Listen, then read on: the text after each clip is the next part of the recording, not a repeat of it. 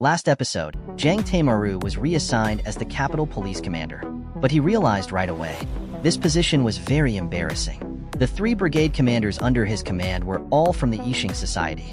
To see if he has any intention of becoming president, Chun found $900 million in Chong Hwa-dae's secret vault. Out of those, $600 million was given to the ex-president Park Chung-hee's eldest daughter. There's $200 million left. Chun wants to bribe Zhang for him to use them as he sees fit. If Zhang Shenghe takes the money, Shenghe has the ambition to become the president. However, Chun directly scolded him for not following the proper procedures. He has no intention of becoming president. He's a son of the old military government's corruption and bribery. From now on, every 3 hours, you'll report on the progress of all cases. And you're going to keep it that way. So a confrontation. Chun was scolded and was so angry. He had an idea of revenge. Young Sung-ha must be eliminated. On the night of the president's assassination, Young Sung-ha was at the scene of the assassination, but he was next door. After the president's death, Jo Sung-ha realized that Kim Jae-gyu had saved the murderer. That's why he ordered the arrest of Kim Jae-gyu. He was free. Chun Do-hwan wants to reopen the investigation on Cho Sang-ha. He's trying to paint him as an assassin of the president. Cho Sang-hwa suggested to the Minister of Defense to reorganize the military. Chun Do-hwan and his cronies will be transferred to the East Coast. The Defense Ministry overheard it. It reached Chun Do-hwan's ears. On December 6th, Mr. Fist and his buddy, Mr. Ro Tae-woo. There's only one way to break the deadlock, is to arrest Zhang Shenghe. Of course, Mr. Liu wouldn't dare to do such a big thing. But Chun is in a position of power. He thinks it's better to go for it. On December 8th, he talked to Ro Tae-woo again. This time, Ro Tae-woo was finally persuaded. On December 9th, all senior members and honorary presidents of the Yishinkai held a secret meeting. Because had already promoted his close friend Jung Bingzhou as the commander-in-chief of the Airborne Combat Unit. He's on December 12th. After the cabinet meeting on December 12th, he won't be transferred to an unoccupied post. His political career is over. So these people are just like Ro Tae-woo. Because as long as Zhou Shenghe is arrested, we'll be able to reverse the situation. Must first comply with the procedure before Chao Sang-hwa can react. He will be arrested. So we have to comply with the procedure first. We have to ask the president to authorize it. And after the death of the last president, the guards all became members of the fist fight. He's sure he'll get the authorization. Mustn't give Young Sang-ho time to react. If a confrontation breaks out, there'll be trouble. So they decided to go to the president to get the authorization and arrest Young Sung-ho at the same time. If they really bring down Young Sung-ho, the revolution will be a success. Chun will get the top command of the army. All the generals here will at least get another star. They decided to do it on the night of December 12th, just in case. They also added the 12th day of the December, at 9 a.m. Chun is going to try to take down the army chief without any conflict. But just as John Do-hwan was about to leave and meet the president, Cho Sung-ha called and asked for an appointment. Every false alarm. Cho Sung-ha wanted him to find out about Kim Jae-gyu's interrogation and to be careful of North Korea. He told Young to wait until 6:30 or so. His intelligence chief will come to his home to report on the assassination case. Young agreed. Once he gets authorization from the president, we'll arrest them at the same time. 6:20 Jang Tae-maru, Young Byung-ho, and Kim Jin-ki arrive at Yin Shidong's private club. They're ready to start drinking. Chun went to the president's residence. President Choi Gai-hwa is reading the documents. He still thinks there's something fishy going on here. The Minister of Defense had to sign it with his seal. But the Minister of Intelligence is already in a difficult position. Young is furious after knowing he will get investigated. Who did you get the authorization from? The Minister of Intelligence said it was the president. He was about to call for confirmation. They opened fire and kidnapped him. Young Sung-ha was in the process of moving the hostages. Young Sung-ha was successfully kidnapped. But the Minister of Defense, who lives not far away, heard the gunshots. He ran to the U.S. Korea headquarters to hide. He tried to ask the Americans to send troops.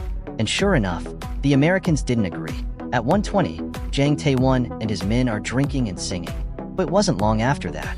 They received the news what had happened to the general commander. They rushed back to their headquarters. After briefly understanding the situation, Jang Tae-moon realized that Chun Do-hwan had staged a coup d'etat. He ordered the arrest of Chun Do-hwan. John Do-hwan was just about to leave the house. He was surrounded by gendarmes. Why is he surrounded by guards, not by his charge? Because gendarmes at the gate are under the military police department. If we catch the criminal here, then the new military government will have nothing. However, Deputy Chief of Staff Yoon Sung-min. He's accusing Kim Jin-gi of being ridiculous. Kim Jin-gi said that the security chief arrested the generalissimo. Yoon Sung-min said even if he did, he had to sign off on it. He didn't think it was a good time to arrest Chun Do-hwan, so he ordered the guards at the Prime Minister's residence to stay put. This gives Chun Do-hwan a chance to escape. He ordered his subordinates to kill the guards, then crash through the gate. Only then, they issued the first alert. The kidnapping incident is identified as a military coup led by the security command Chun Do-hwan. Because the Ilshan Society is now in the 30th Police Regiment, now they're all under Chun Do-hwan's command. Jan Taomaru cannot control them. He swore that he'd come here in an armored car and crush the rebels' heads one by one. When they heard the news, there were a lot of sighs of relief.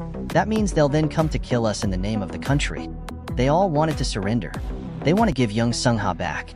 They didn't think it was a coup from the beginning. They just wanted to get rid of Young Sung-ha. The seniors started scolding Chun Do-hwan. Chun Do-hwan just yelled back, "Are you all so naive? You think you can just give Young Sung-ha back? You will still all die. At least Young Sung-ha is still in our hands. History is written by the winners. We have to call the 1st Airborne Brigade that's closest to Seoul to enter the city as soon as possible.